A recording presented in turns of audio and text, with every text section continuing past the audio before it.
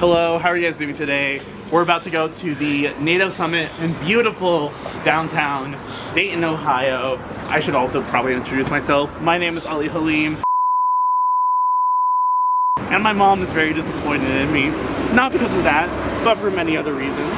So, let me just tell you all about what's up with NATO and why it's in Dayton. Not now, because I don't have the script with me.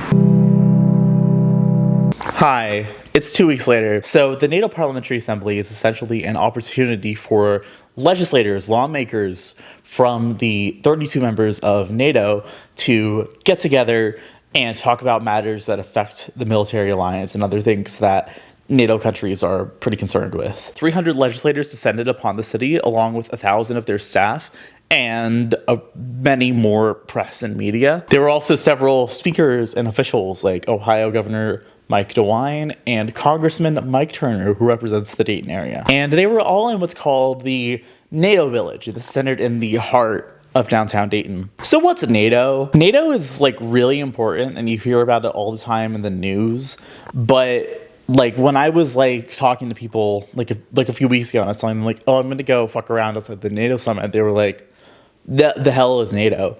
So I'll tell you, don't worry about it. Don't be ashamed. Don't be embarrassed. It's okay. I'm going to let you know what the tea is with NATO.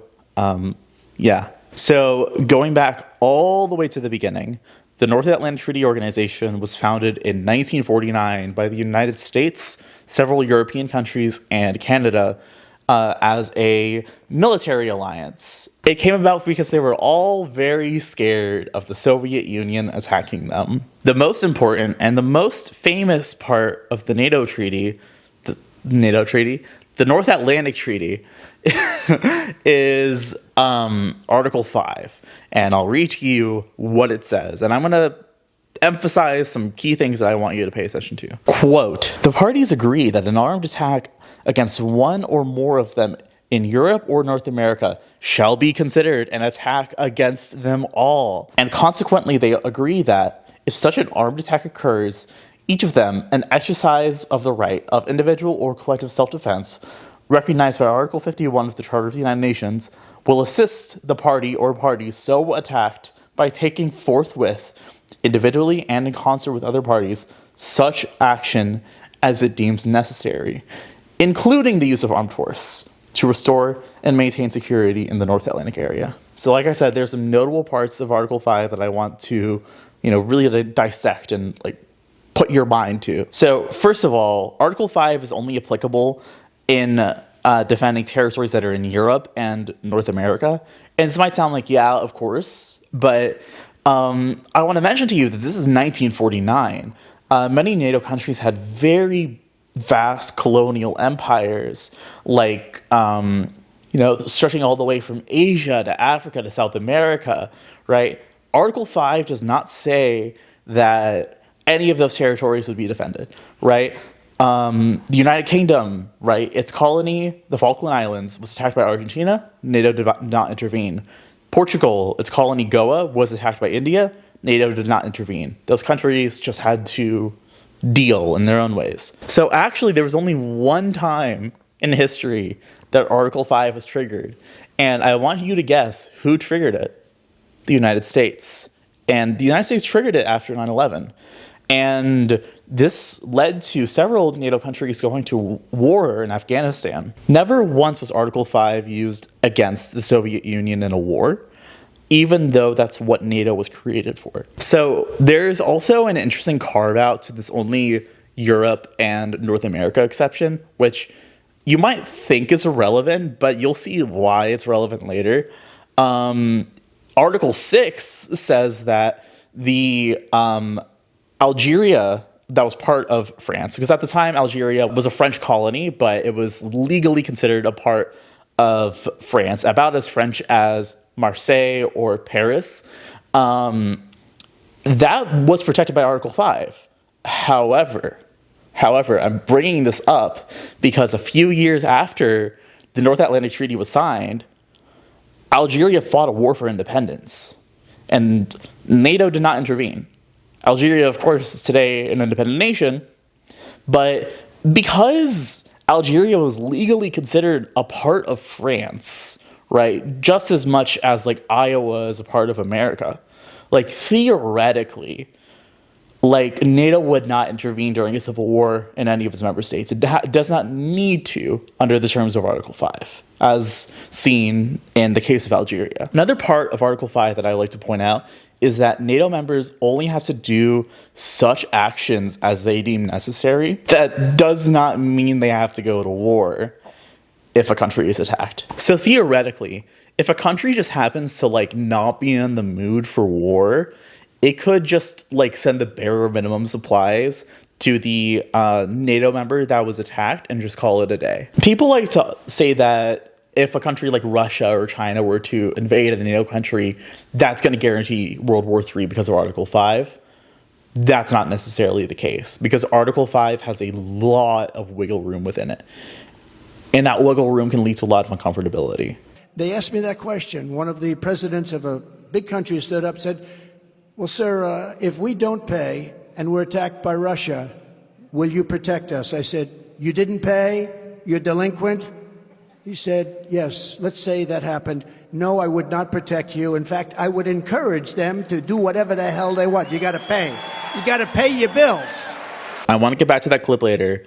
But in the meantime, I said that NATO was very important to Americans, and I want to explain how. First of all, most people know that defense is one of the largest line items in the U.S. federal budget each year. And the reasons for this are very, like, there are lots of them, and they're all very complicated. The military is incredibly large.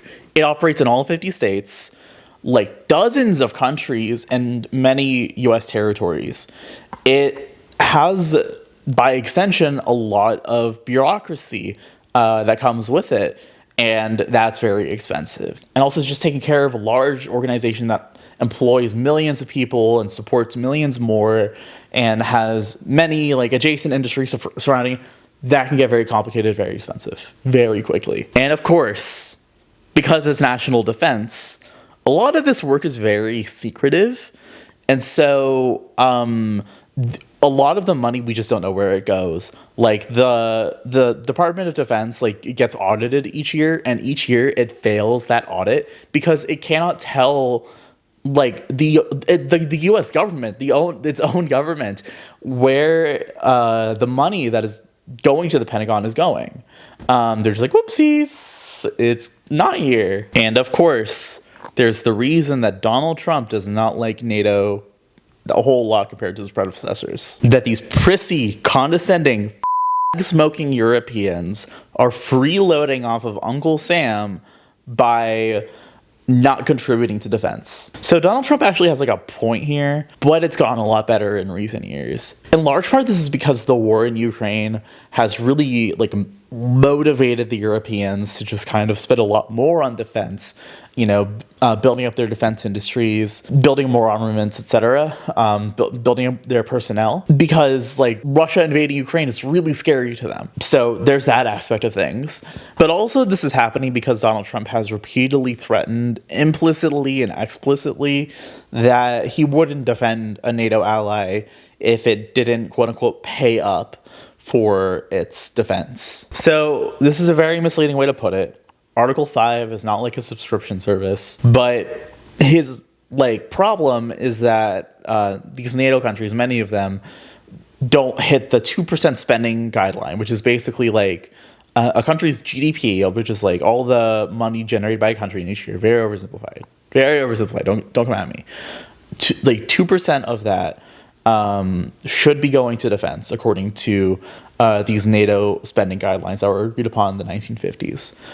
Very few countries were meeting that when Donald Trump entered office in his first term, and ever since then, the situation has been drastically improving. In part because of Donald Trump, and also in large part, much more so because of the war in Ukraine. So how is NATO exceptionally important to the Dayton area specifically? Well, Dayton is not that special in this regard. There are a lot more places in the country that are just like this, but in large part because of NATO, and also because the Europeans don't build a lot of weaponry at home. The US is the largest arms exporter in the world, right? So we produce a lot of weapons here. And a lot of those weapons are built in the Dayton area, and if not in the Dayton area, very close by. There is an Abrams tank factory like a few hours north in Lima. It might even be like less than a few hours north, maybe like an hour north. Like, it's pretty close to here. And the Dayton area, because of political reasons, logistical reasons, Wright-Patterson Air Force Base, and being the birthplace of aviation, fuck you, North Carolina. There are a lot of industries here that cater to the military in some way, shape, or form, or if not to the military, then governmental agencies. If you throw a rock in Dayton, you are either going to hit military personnel or a military defense contractor. And then you're going to go to jail because that's illegal. So why is America in NATO? After all, like, from all that I've laid out, it just sounds like we're paying the bill for these like ungrateful Europeans to just spend nothing so that we can pay for their defense. The picture is more complicated than that. But there is this one quote. I'm still trying to like find out like where he said this, but allegedly, German Chancellor Otto von Bismarck said, quote, "The Americans are truly a lucky people. They are bordered to the north and south by weak neighbors and to the east and west by fish." And so this quote means the Americans don't have to worry about being invaded. They don't have to worry about being attacked. Nothing, right? Because like the Canadians aren't going to do anything. The Mexicans aren't going to do anything. The fish certainly aren't going to do anything.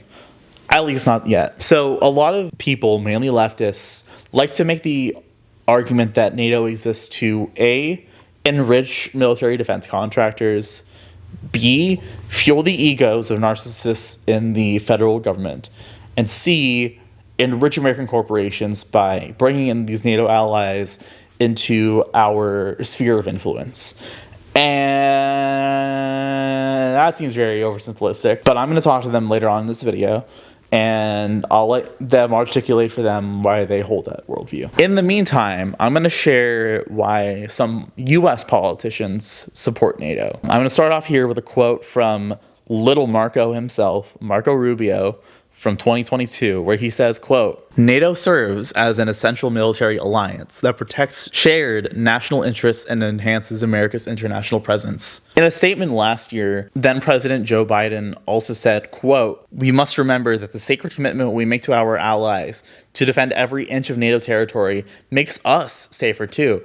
It gives the United States a bulwark of security unrivaled by any other nation in the world." I stubbed my toe and I'm like, did my nail like chip off? I'm like really scared. Anyways, there are two sentiments that Rubio and Joe share here. First of all, NATO is good for U.S. security. And second of all, NATO helps expand America's influence around the world. As for the first point, the fact that the U.S. is the only country to have triggered Article 5 is a pretty damning indictment in favor of their argument. Right? It's not like the Europeans have ever triggered Article 5. We are the only ones to have done that. As for the second point, yeah, I mean, like, NATO allies have to listen to the U.S. when it comes to a lot of things, or else they're just going to lose the backing of the largest military alliance in the history of mankind. Very oversimplistic to put it that way. Like, it wouldn't just be over, like, the littlest things, but yeah. Whether or not you think it's worth it or ethical for us to hold that kind of power, it's up to you. Why is the NATO summit being held here in Dayton, Ohio, of all places? It's because it's been 30 years since the Dayton Accords were signed. And the Dayton Accords ended the very brutal and violent Bosnian War. The Bosnian War was a 4-year-long conflict that killed 250,000 people and displaced millions more. At the time, it was the deadliest in European history since World War II. Negotiations took 3 weeks at Wright-Patterson Air Force Base before being signed in Paris. As you can imagine, the NATO Parliamentary Assembly that just happened spent a lot of time talking about and reflecting on the war in Bosnia because of it being set here. This city, Dayton, is actually very important to the history of the country of Bosnia for that reason. So anyways, we're getting back to the field.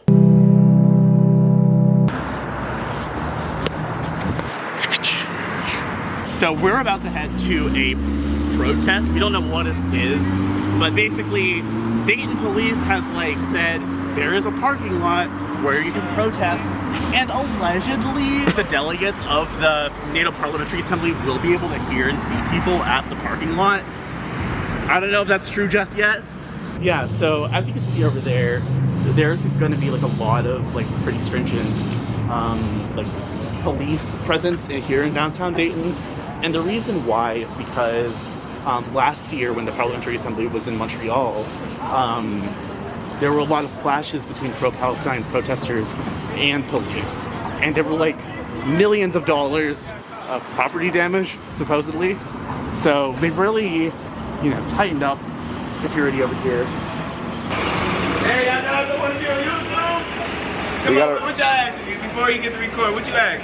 We're going to be asking your thoughts on the NATO summit. Fuck NATO. Fuck NATO. Okay. Fuck the United States. Trump, you feel me? You got like 10 felonies, my dog. You feel me? You a real nigga. And he got but, 60, nigga. You feel me? But yeah, 60 felonies. But do better for the people in poverty, my brother. We out here struggling, brother. You feel me? Help us out. Yeah, Dayton, Ohio, nigga. We ready. Yeah, we out now. So can you give us some pointers on what the NATO stuff is about? Yeah, so essentially NATO is it's basically like America has to like go in and defend the country. Record scratch freeze frame. This wasn't the last time that I had to explain what NATO was to somebody. You didn't see it in this video, but we were in the middle of an on-the-record interview, but we got kicked off of Dayton RTA property because that's where we were, because we were filming the interview. So yeah, but that was another case where we had to explain, you know, what NATO was. But yeah, very off the cuff, very off the cuff explanation. Fantastic. At least horses are cool. Oh yeah, you can like theoretically arrest someone on a horse. I feel, you know. Yeah, and like helps with terrain. Yeah, exactly.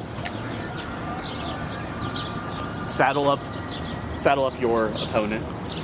There's a squirrel. Oh yeah.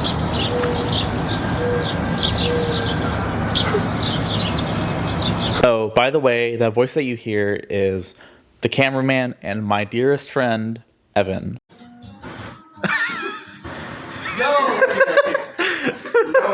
So as you can see, there's like a lot of really tall fencing, and they really don't want people to break into the NATO village. And I think that other people are talking about this too. Shit, there's no protest? Are you fucking kidding me? Is this the whole thing? This is a goddamn protest. We should start something. Let's start a riot, guys. How would you feel if we started a protest? There's gonna be like 3 dudes playing basketball in there or something. That's like crazy. How is there no protest here? We can so play the penis game right now. We can so play the penis game right now. There is nobody in this parking lot where the protests are like allowed. I say we try and break in. Let's find. There's nobody there. Let's see if we can do it. Let's see if we can do it. Yeah. Hop a fence and get in there. I don't know how to do it. Wait, That's a federal offense. let me in. Let me out. Trapped inside the the NATO village. Trapped inside. They won't let us leave. God, this is sad. This is a perfect place to play the penis game. That's what I gotta say. This isn't. It's that, right? It's that road that they closed off. That's the NATO village. Well, it's like mainly over there. A lot of stuff is happening at the courthouse. So maybe we should go to the courthouse. Yes, probably. Yeah, because what the hell is all this? Yeah, I would have thought there was a lot more activity over here. Interesting. I feel like So much set up for defense. Like, god damn.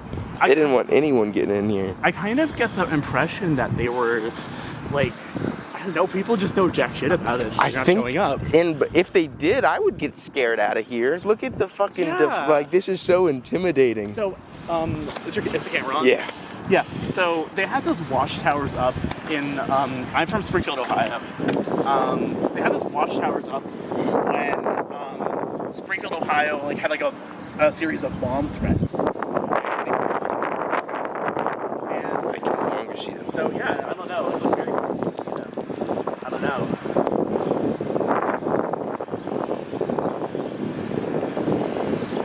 don't think that there's anybody inside of them. At least that wasn't the case in Springfield, but there's just a lot of cameras on them. Franklin County Bomb Squad. Yeah, that's. Not everybody. They made sure they had this down. Hello, how's it going? I've got tickets. Really? Huh. I would have thought there would have been a lot more going on over there. Huh. Interesting. We're pretty much at the first. That's like Courthouse Square.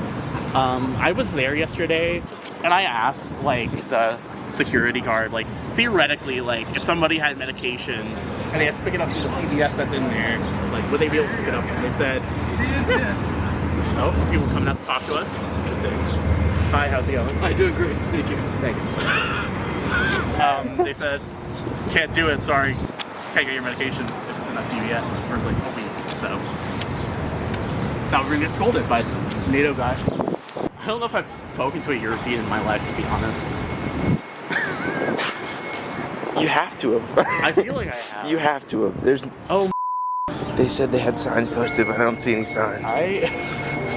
Yeah. I'm walking away. I'm not recording. Yeah, totally.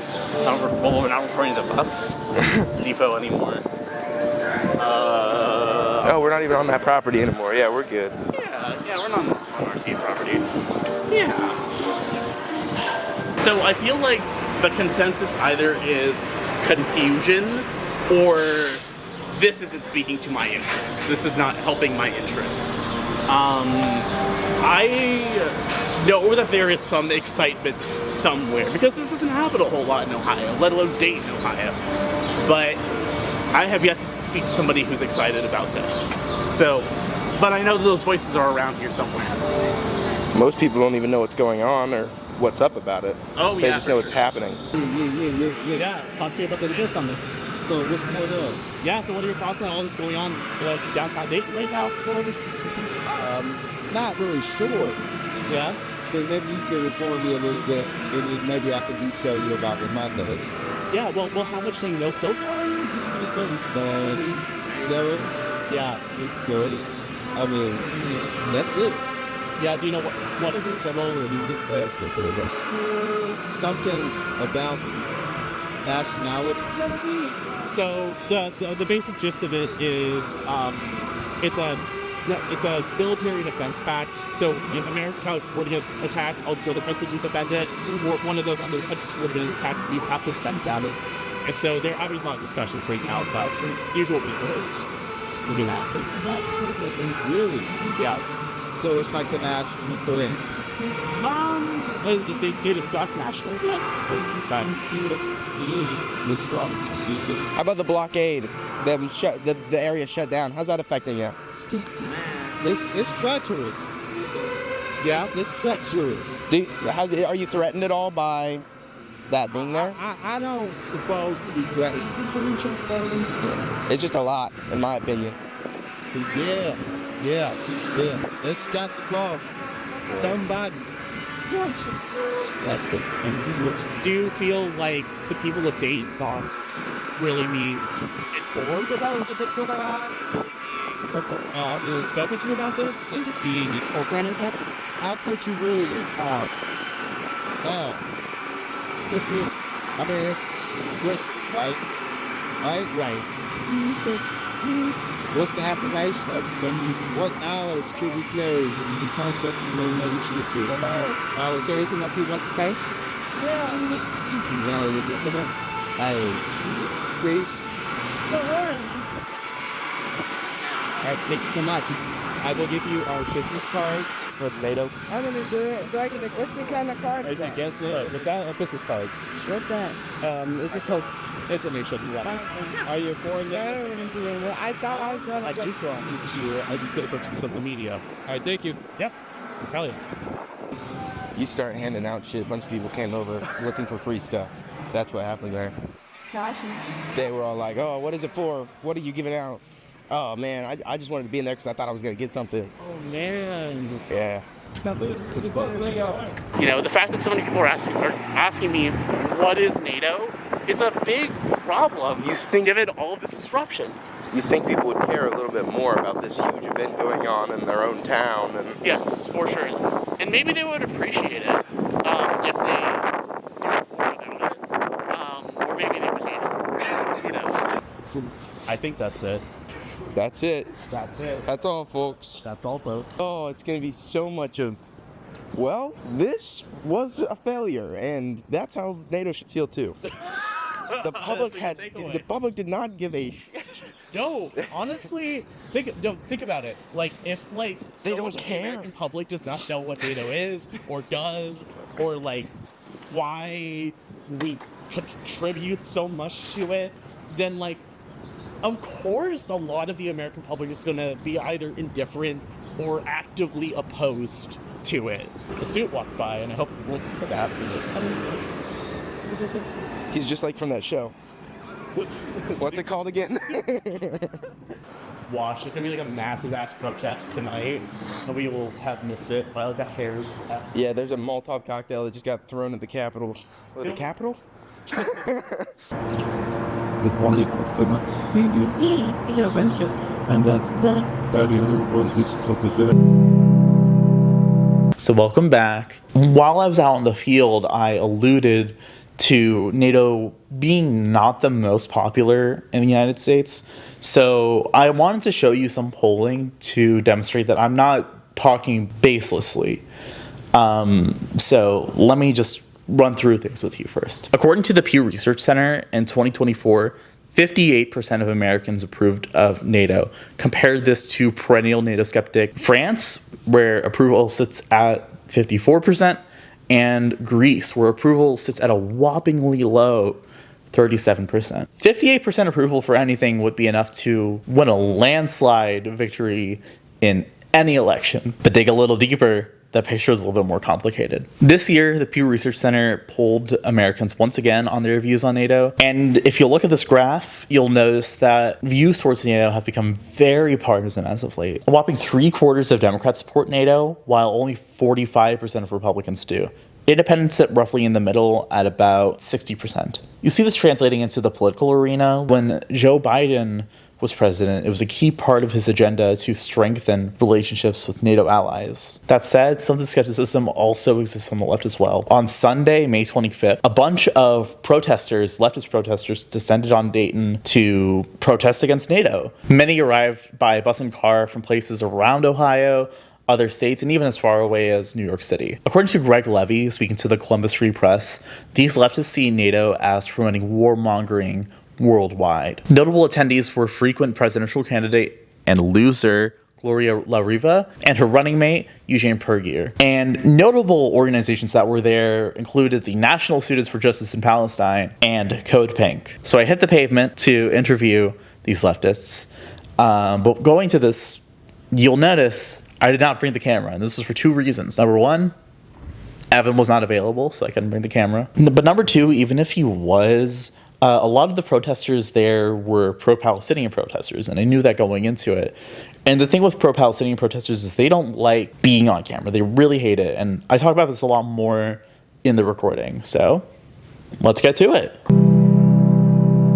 So, hey guys, it is currently Sunday, May 25th. The NATO Parliamentary Summit is here in Dayton, Ohio. I am currently walking to downtown Dayton right now. I'm hoping to catch some protesters today. There's a pretty big protest going on. I haven't had the opportunity to go to it earlier today. Like I said, it's 5 o'clock. I don't know if I said that earlier, but it is 5 o'clock. And it wraps up at 6. It started at noon, so I imagine a lot of people must have gone home by now.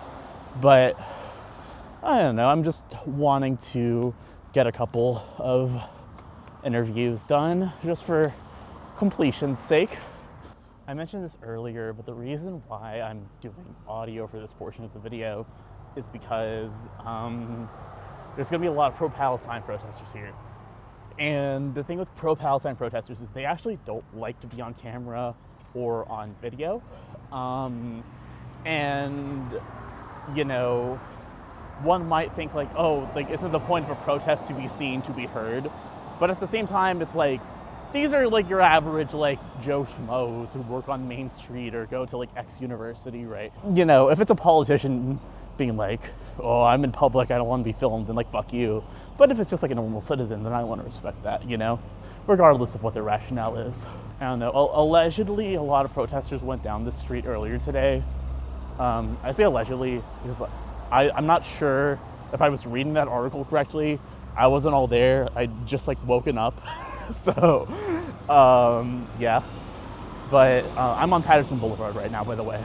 If like the big protest isn't anywhere, then definitely there will be a few people at the park that I will try to speak with. So far, I have not seen any like, you know, very like obvious protesters. Like nobody, you know, sporting any signs, and nobody wearing any keffiyehs or having any like Palestinian flags or anything like that. I think I'm starting to see some people clustering ahead, but I don't know if those are protesters. Walking by the bus hub that Evan and I got kicked out of again. If you don't pay the price, you need to sue. Oh, this is a Christian preacher. Because the Bible says if you know what to do and you don't do it. Seeing all these people noticing that the roads are closed and having to turn their cars around is not very amusing, it's very interesting. I feel bad for them because such is an inconvenience. There's like a thing on the poster where they said they would be congregating. I just kind of was walking in this general direction because they were also marching. I saw in the Dayton Daily News. So I was like, okay, maybe if I were to go to the park, then they wouldn't be there. Lo and behold, nobody is here. I'm gonna take a picture of this as proof. But like, I am beyond shocked that like the second day that I am here, supposedly on the day of the biggest protest, it is empty. But also again, it is 5:18 and I should have come here like a few hours ago. So, yeah, Sunday evenings are brutal for everyone, so I get it. Yeah, so the march ended at 903 East 3rd Street, which is, I want to say like, actually like a little bit of ways away from downtown, and I'm very surprised. Like, it's like, one would imagine that the march would end closer to the NATO summit, but actually it ended further away. It is by the intersection of 3rd Street and Kiwi Street, in the direction of the Cat Cafe, I guess, if you know Dayton at all. So I'm gonna head over there, I guess. A few days ago, like on Saturday, or not a few days ago, yesterday, like apparently there's like a roving band of people who bring like an inflatable baby Trump around. And they were there. But it seems like, you know, based on like what I've seen from like the Dayton Daily News and like a little bit from WDC and WHIO, not a whole lot from them though, mainly from the Dayton Daily News, most of the protesters are not from Dayton. They are from outside of Dayton. Like, and even like, I don't know, like I learned about this protest that happened, I guess, earlier today. I guess it's finished. You know, from the Columbus Free Press. They were like, yeah, buses are coming in from like Chicago and car caravans from like Columbus and Pittsburgh and Cleveland and things like that. So not really a lot of people here are, you know, coming out, it seems. Yeah, so that is actually another camera crew. They just left their tripod behind. They were interviewing somebody, and so, the person who was being interviewed was like, yeah, so the question that you asked Chairman before, so it seems like the person was a protester. It seems like they're still in town. It seems, I don't know. I didn't see any branding on that camera crew, so that was probably like one of like the leftist media outlets. Oh? Are you in my French class? Yes, I was in your French class. What are you doing here? I'm doing interviews. Oh, wow, that's crazy. Yeah. With who? I am trying to start a media company, so I'm just doing it for that. Okay. I guess, would you like to be interviewed or no? Sure, I can. Okay. About what? Well, just about like what drew you out here today, what your thoughts are about. Yeah, well, I guess let's start there. Like, what drew you out here today? Okay, Well, I am heavily involved in the climate justice movement, and so as someone who opposes U.S. imperialism and extractivism, both here and abroad, I thought it was important that I come out to protest NATO today. I see. And you see NATO as like one of the U.S.'s tools of imperialism and extraction abroad. Yeah, and I think that militarism is intrinsically connected and fuels the climate crisis, and so as someone who cares about the environment, it's important that the climate movement is also anti-imperialist, and that's why I wanted to show up today. I see. And like, what made you like so motivated about the environment in the first place? Well, I mean, ultimately, it's just that I care about people and I care about the planet, and I see the way that billionaires and people in power in the United States are sacrificing marginalized communities both here and abroad to make profit off of extracting oil and gas. And that's something that's absolutely unacceptable to me. Here in Ohio, we see that they're now leasing out our state parks and public lands for oil and gas companies to frack on. And just recently there was a well pad explosion, right? Record scratch, freeze frame. This is me in post-production. I was going through to fact check everything that Kat was saying, and everything that she said up until this point is true, by the way. But in the details of the legislation that she brought up, I noticed that the legislation had also been changed to count nuclear energy as a green energy. And if you don't know, Ohio has a requirement that by next year, utility companies have to source a certain amount of its energy from renewables. There are only 2 nuclear power plants in the state of Ohio, and both of them were bound up in the largest corruption scandal in the history of the state of Ohio. Literally, our former Speaker of the House is serving a prison sentence right now because of them. So we're going to get back to the interview. And so, here in Ohio, we're facing the impacts of the climate crisis and of the destructive and extractive fossil fuel industries. And so, it's both personal, but also I'm motivated by my deep desire to see climate justice that involves liberation for people in Ohio, justice for people in Appalachia, and then also justice for people in the global south abroad. And do you feel like today this protest was being heard, and not just heard, but like respected by the delegates? No. No? Not really. I think, what we did see was a convening of people who are passionate about fighting U.S. imperialism, and there was community building and there was knowledge sharing, and I think that matters and is part of a larger anti-imperialist movement in the U.S., but I don't think that the delegates heard. They're all the way about a 12-minute walk away from here, fenced off heavily, about 80 cops around them.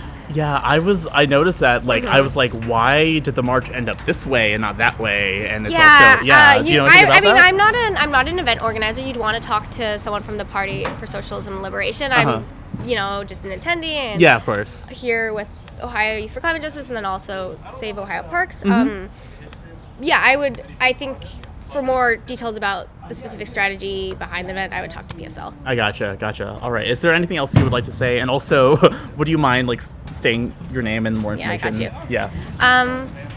No, I think I said everything that I said everything that I was feeling. Okay.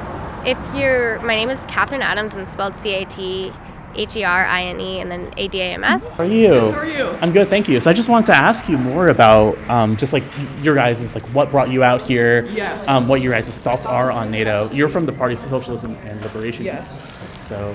Yeah. Can I have you just put down your information Of course. first, and then I'll be happy to answer. Of course. Your questions. I'm Olivia, by the way. Okay, nice to meet you, Olivia. you. So, would you mind telling me more about the Party for Socialism and Liberation, first and foremost? For sure, yeah. So we are a national organization of working class people who are fighting for socialism and liberation.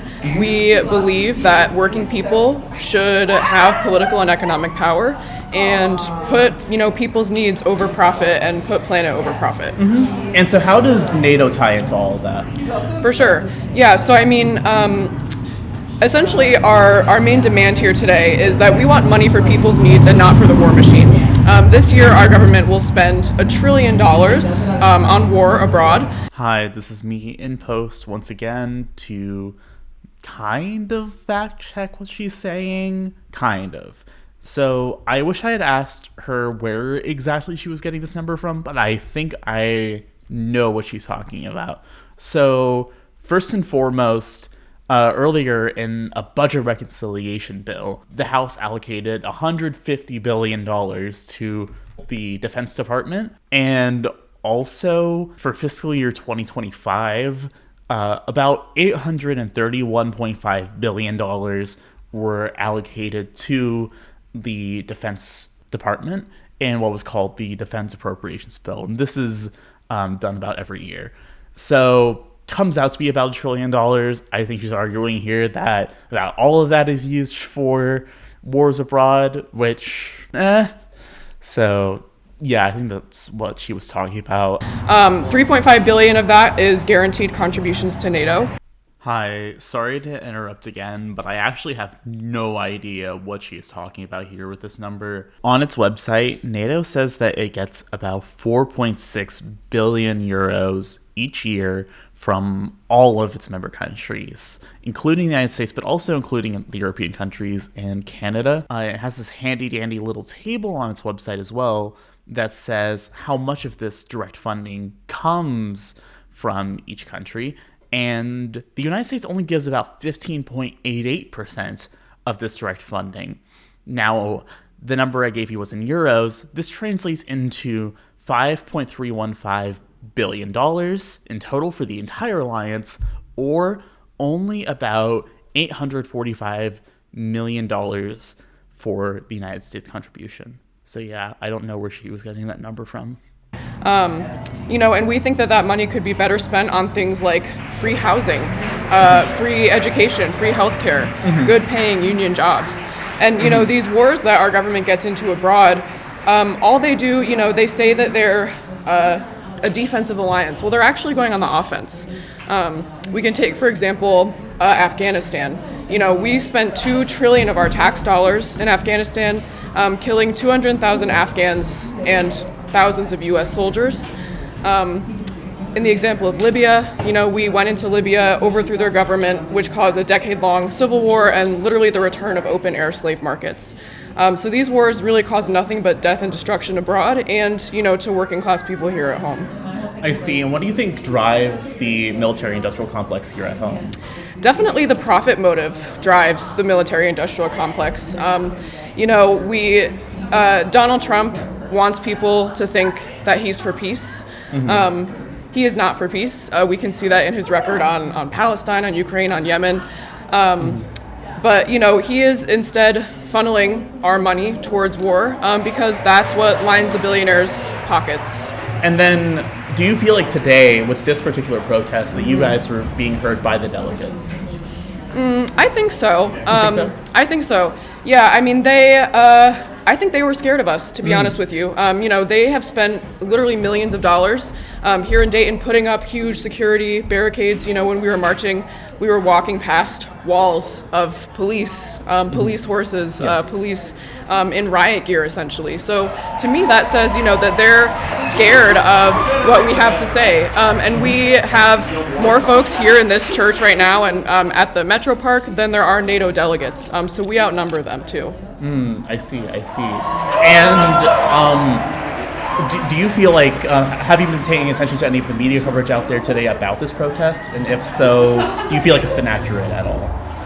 I do think it's been accurate. Yeah, I think a lot of it's still coming out, honestly. So I've been trying to keep up with it. But yeah, I think it's been accurate. All right, well, wonderful. Well, thank you so much for speaking with me today. Yes. Would you like any more business cards or no? Also, if you found yourself inspired by the Party for Socialism and Liberation, I sincerely encourage you to practice some fact-checking skills, because I, at one point, had dozens of tabs open trying to like fact check stuff that the PSL had on their website, and also not just on their website, but like there was this pamphlet that I found at like a music store. I didn't buy anything in the store because I'm broke as shit, but I saw this on the way out, so I got it. This pamphlet is marked up with like annotations that I made that are like, this is not true, this statement's not true, or like you're oversimplifying things, or like things like that. Like, I encourage you, don't take everything they say at face value. As with like any political party, any political speech, but especially with like third-party candidates, because the thing with third-party candidates is they don't have a lot of media scrutiny on them, and they don't have a lot of like opposition research done on them by other candidates and other political parties, and so because of that, a lot of really like weird stuff can fly because of that. The government requires licenses for far too many things. They require a license to drive. What's next? Requiring a license to make toast in your own damn toaster? Absolutely not.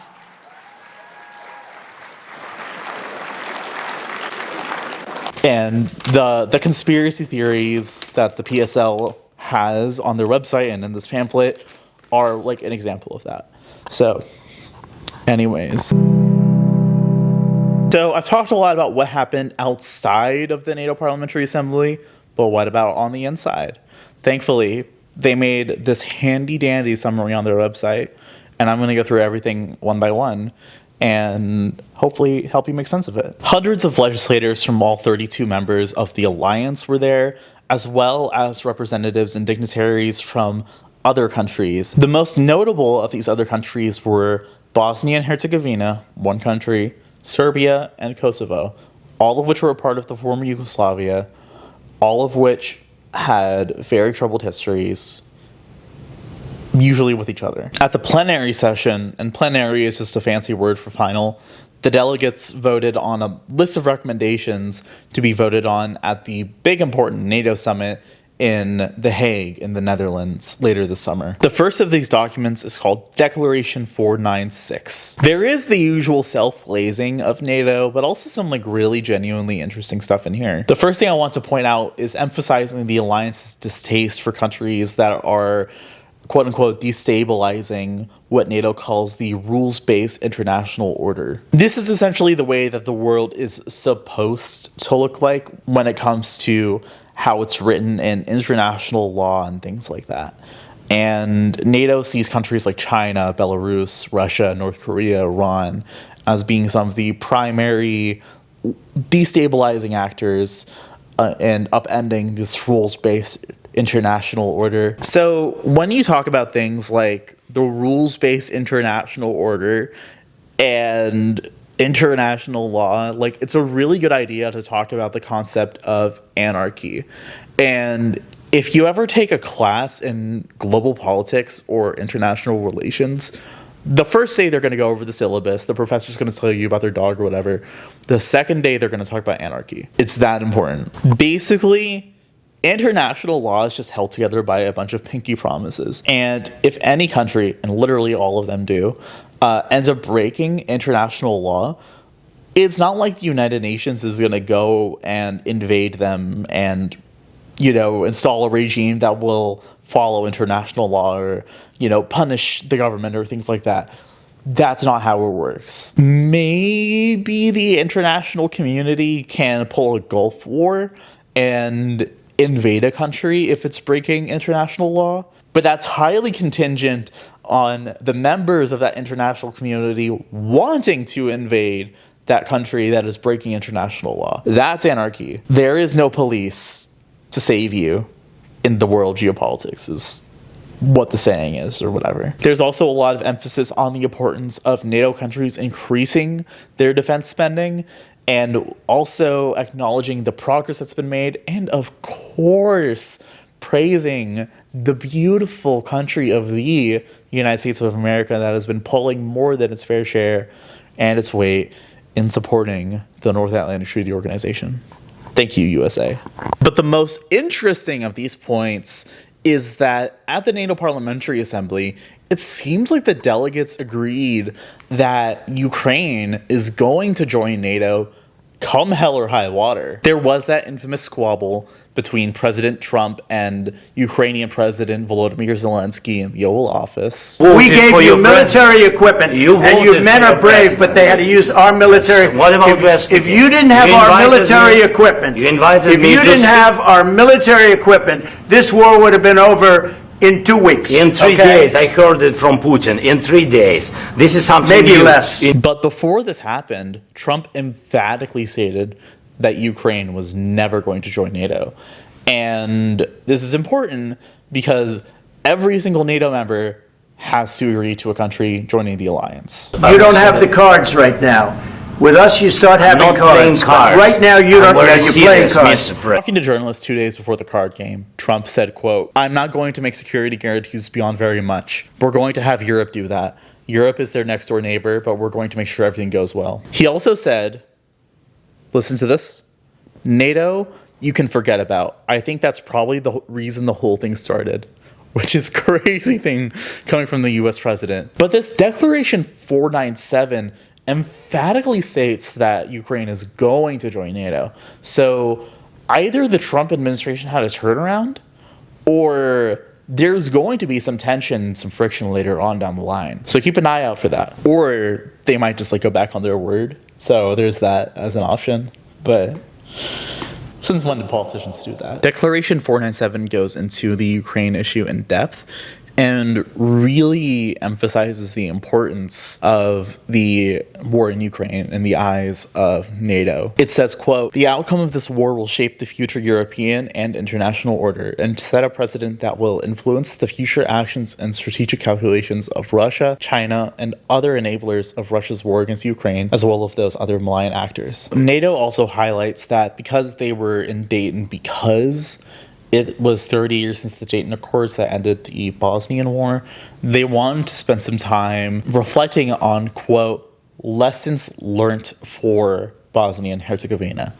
Emphasis on the "for." My emphasis added, by the way, not theirs. So to this end, the plenary session had a panel featuring a lot of big shots talking about Bosnia and the collapse of Yugoslavia. But I would like to point out that none of these people are from Bosnia, and none of these people are even from the former Yugoslavia. So, on the topic of the Western Balkans, several of those countries, representatives from the United States State Department and representatives from the United States House, all met at Sinclair Community College outside of the NATO zone to have secret talks. So, there's that.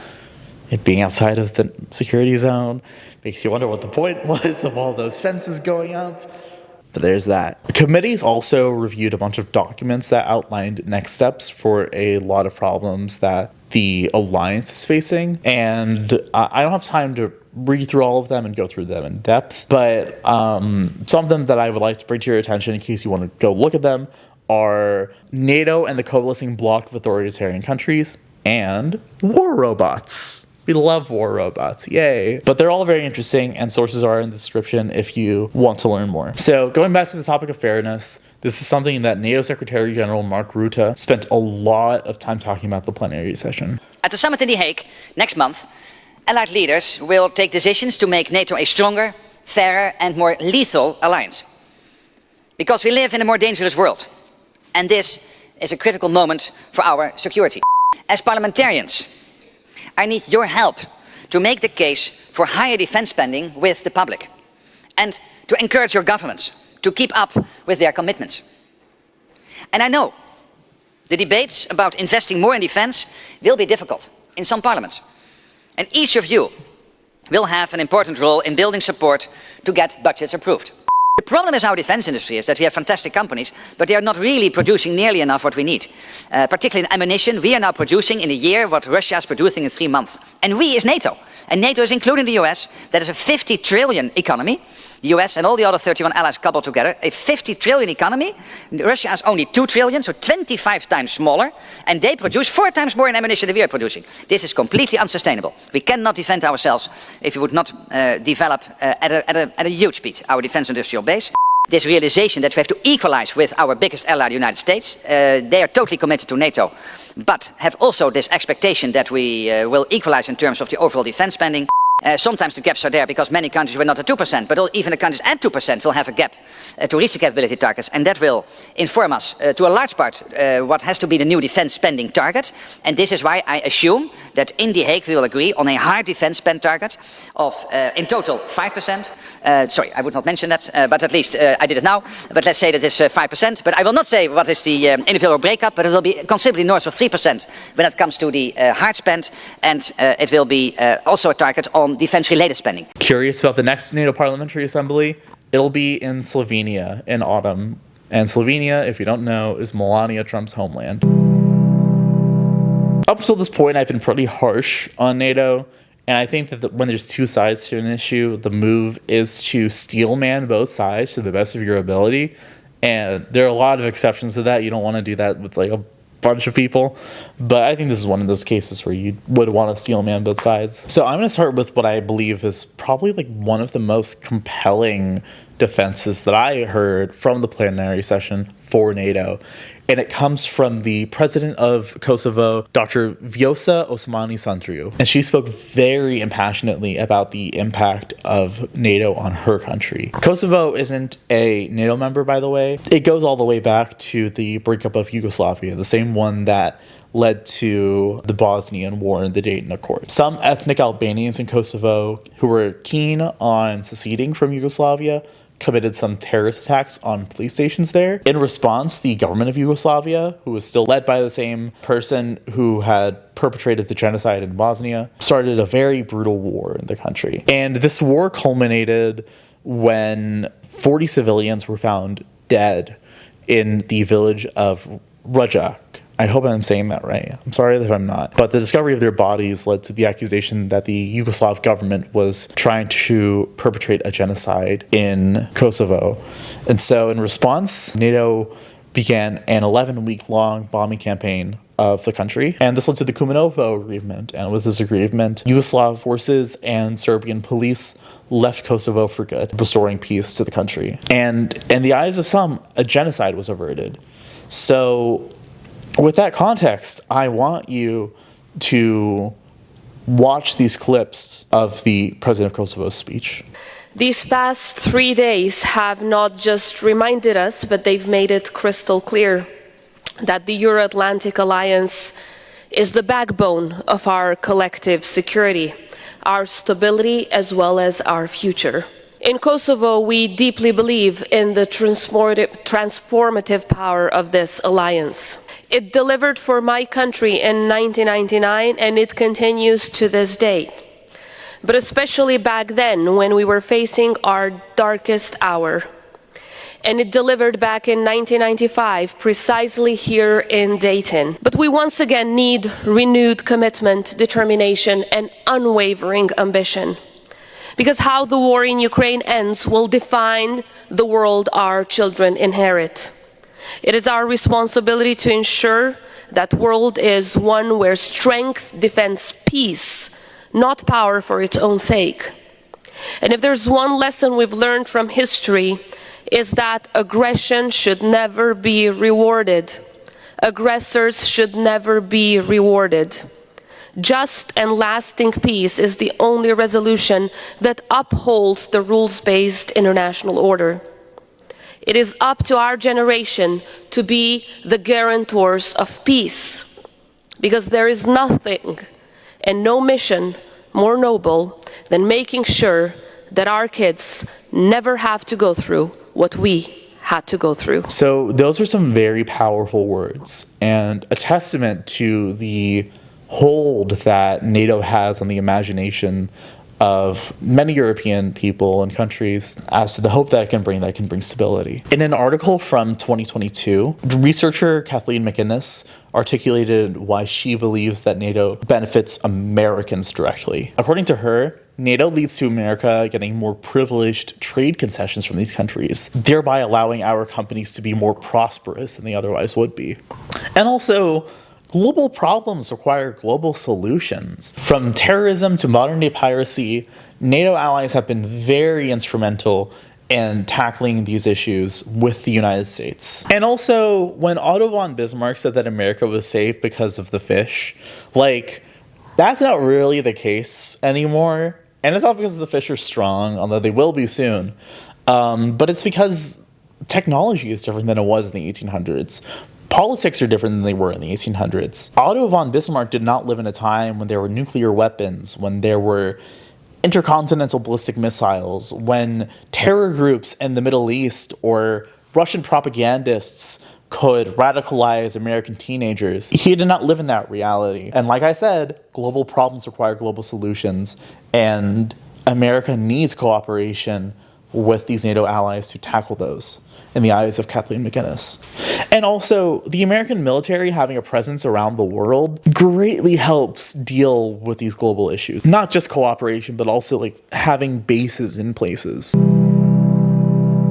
I will say, it was very surreal to know that some very powerful people were congregating and self-congratulating themselves mere blocks away from some very extreme poverty that's happening right here in Dayton. I don't know if you saw this earlier, but after I interviewed somebody, I gave him one of our business cards, you know, just so that he could watch the video later on. And when that happened, a lot of people started, you know, coming up to Evan and I. And at one point, a lady told us, I'll join whatever you're doing if you give me whatever you're giving out. And people were asking me like, oh, what do you have? And I was telling them like, oh, it's just business cards, just has our information on it, nothing else, like, you know. And it was really sad to see that. It was really sad to see, you know.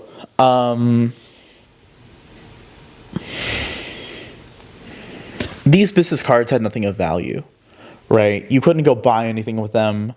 You couldn't get any discounts. They weren't coupons. You couldn't sell them for anything. You know, it was literally just a piece of paper with our social media information on it. Knowing that various levels of government spent so much money on security when mere blocks away from this event, you know, there were people so desperate for any kind of help that they swarmed us because we were giving a person a business card. You know, it makes you really, really like just wonder like how and why the priorities of those at the various levels of government in Dayton and in the United States are just like so fucked up. These priorities are completely reversed. You know, that's just the impression that I got, like, walking away from that. I didn't catch what was going on until we were walking away and Evan told me what had happened. You start handing out shit, a bunch of people came over looking for free stuff. That's what happened there. They were all like, oh, what is it for? What are you giving out? Oh, man, I just wanted to be in there because I thought I was going to get something. Oh, man. Yeah. I sent Dayton Representative Mike Turner an email with several questions about the NATO Parliamentary Assembly, and many of them were about this inequality that existed at the same time as this event. He did not get back to me. Nobody has got back to me. So I'm going to take some time to go over some publicly available campaign finance information. And by the way, you can do this for, I believe, pretty much any politician in America, definitely every congressperson. It's a website called Open Secrets. By and large, the defense industry was the largest contributor to Mike Turner's campaign in 2024, more so than any other interest sector in Washington or the Dayton area. And his top contributor was the American Israel Public Affairs Committee, or AIPAC. And this is also tied to defense spending and security because America exports a lot of arms to Israel. So I'm really sorry that this video ended on a very bleak note. Hopefully we'll have some more lighter stuff coming up soon. If you liked the video, please give us some feedback at the comments as to how we could have done better. I'm definitely still learning. We're all still learning. So any advice would be greatly appreciated. Feel free to subscribe to us, follow us on TikTok, Instagram, Twitter. I think we have now. We have a subreddit that you can discuss things on now. You can follow us on Cena Wayblow. Not really. And if you really like this video, I highly encourage you to go to our website, therosedcardinals.com, and you can donate money there. The website's still pretty bare and we're still working on it, but you can donate to us there, and that money will go to things like transportation expenses. I want to do some pretty ambitious projects with them. We're wanting to start up some podcasts soon. I want us to be able to pay wages. So that like we can ditch our part-time jobs in favor of this.